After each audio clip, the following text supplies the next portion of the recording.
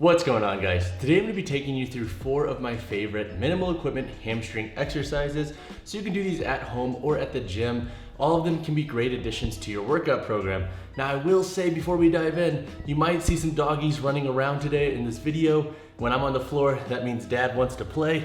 So if you see any dogs, just disregard them and just try to focus on the exercise tutorials. All right, the first movement is going to be a hamstring curl on a foam roller. So to get set up for this, we're gonna think about putting that foam roller around where that Achilles heel is, so right around the Achilles tendon, and then we're gonna think about bringing the hips up by contracting the glutes and rolling the foam roller in. Now, if you have to readjust every 4 or 5 reps, that's kind of normal because the foam roller is obviously not gonna be nearly as good as like a stability ball when it comes to staying under the feet. But there are a couple key reasons why I actually love the foam roller for hamstring curls. So the first reason is that we can isolate different areas a little bit better. So what I like to do is I'll go fully flex knee, mid-range, and then fully extended leg and do like little counter contractions in there. I'll do isometrics. And I think it's really easy for especially beginners to really wrap their mind around what it's like to feel the hamstrings with an exercise like this. Sometimes a stability ball isn't always the best because if you are shorter or if you don't really have that initial stability to hold yourself up in that more extended position, it can be a little bit tougher to do. Now, what I will say is that if you have trouble feeling the hamstrings with this exercise variation, try plantar flexing the foot. So pushing the ankle down, pushing the foot down, and actually like tracking over the foam roller with the foot. So you can see it right here. I'm doing it in more of like the distal or more extended position I'm in. And it's a fantastic exercise for really feeling those hamstrings and really starting to engage them and understanding what it's like to actually keep them contracted at more of a lengthened and shortened position. The second movement we are going to dive into is the prone hamstring curl. So this is one of my all-time favorites for a lot of reasons. It's not as good as having a machine where it's keeping the full tension throughout the full lengthened position. So what I like to do with the band, especially when I'm at home, is focus on that mid-range to the fully contracted position. So we can see here that starting at that mid-range, because when we fully extend, we start to lose that band tension.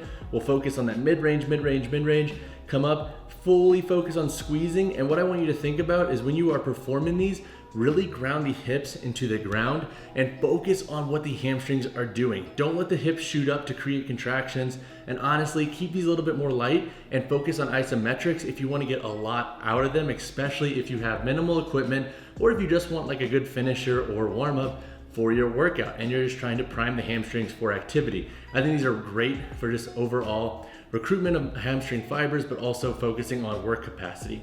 Third variation is the Nordic hamstring curl. Now we're gonna do an eccentric focus variation here. So we're gonna really fight that lowering process.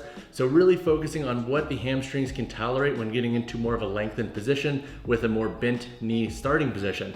So what I will recommend here is obviously have a pad or a pillow under the knees and then try to find a partner who isn't 100 pounds, who doesn't get lifted up every time you go in to your extended position. Nikki did a great job, but she did get lifted up a few times, which kind of throws off the full intent of the contraction here.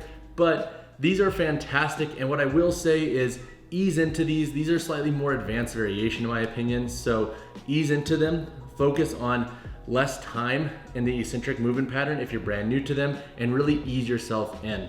The last variation we're gonna do is an RDL. So I like to attach a band around my waist, and I've been doing this for my last mesocycle for a couple reasons. Number one is it's great for really feeding into that hinge positioning. So really focusing on the lengthening process of the hamstrings. Plus, if you're a beginner, this can be really beneficial for learning the hinge position. The second reason why I like this is because when we are hitting that fully contracted position, the glutes really aren't doing much. So with having that band and having to force through, hold on, here it is.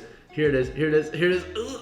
Ah, God, I hate Nikki for that. So when we're going into that fully contracted position, we have to fight that band, and the glutes are actually gonna have resistance. So when they're extending, they're gonna be having to go some form of external resistance. So we're gonna get a little bit more glute work out of what we're already getting at more of that bottom end range of motion. So this is a fantastic variation for targeting your hamstrings and glutes. All right, guys, that wraps up this video on 4 hamstring exercises with minimal equipment. I tried to include a variety of exercises that I use to target both the hamstrings from a more proximal and distal point of view.